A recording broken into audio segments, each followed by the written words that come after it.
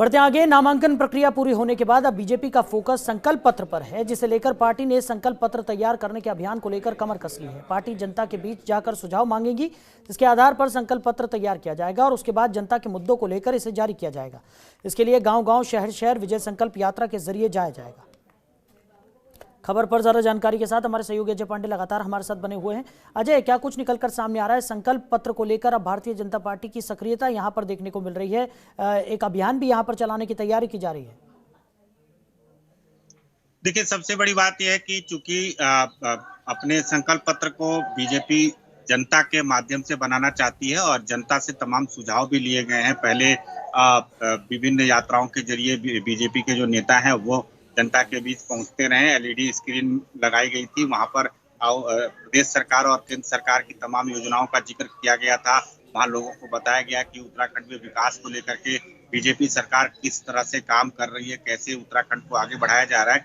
और उसी में ऐसी सुझाव पेटिका भी रखी गई थी जहां पर लोगों से सुझाव मांगे गए थे। तो अभी तक पूरे 70 विधानसभाओं में 78,000 से अधिक जो सुझाव पत्र हैं वो प्राप्त हुए हैं और अब उन पर फोकस किया जा रहा है। अब उन सुझाव पत्रों पर एक एक करके अमल करने का प्रयास किया जाएगा कि किस क्षेत्र में लोगों ने क्या क्या सुझाव दिए हैं, उनके क्षेत्रों में क्या अधिक जरूरत है काम कराने की, कौन कौन सी ऐसी चीजें रही हैं जो बीजेपी ने 5 साल के दौरान कार्य नहीं कर पाए हैं और आने वाले समय में 5 साल के लिए क्या टारगेट रखा जाए, क्या किन किन चीजों को अधिक फोकस किया जाए। तो 78,000 से अधिक जो पत्र आए हैं वो सुझाव पेटिका के दौरान आए हैं, उसमें आए हैं और उस सुझाव पेटिका के आधार पर उसको खोला जा रहा है, उसको एक एक करके उन सारे सुझावों को एकत्र किया जा रहा है। इसके साथ साथ ऑनलाइन भी तमाम सुझाव बीजेपी को मिले हैं, उस पर भी बीजेपी के जो तमाम नेता हैं उनको जिम्मेदारी दी गई है।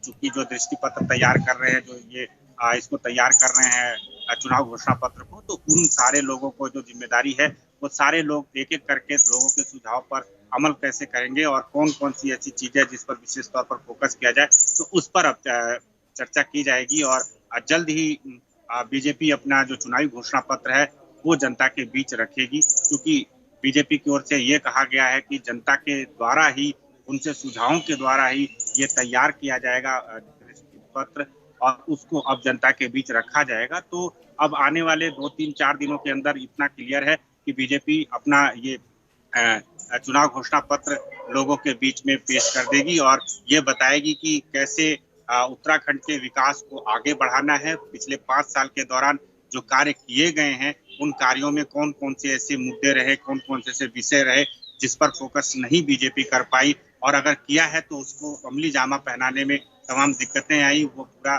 फोकस नहीं हो पाया।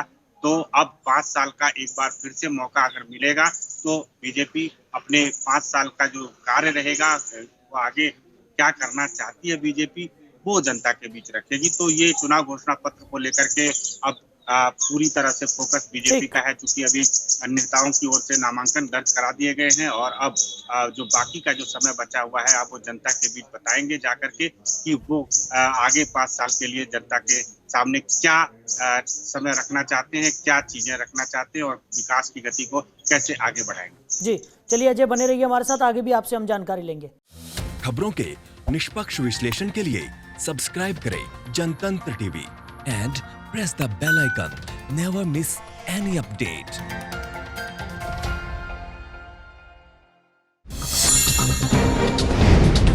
डाउनलोड कीजिए जनतंत्र टीवी ऐप को, जो कि अवेलेबल है गूगल प्ले और ऐप स्टोर पर। अधिक जानकारी के लिए अभी डाउनलोड करें।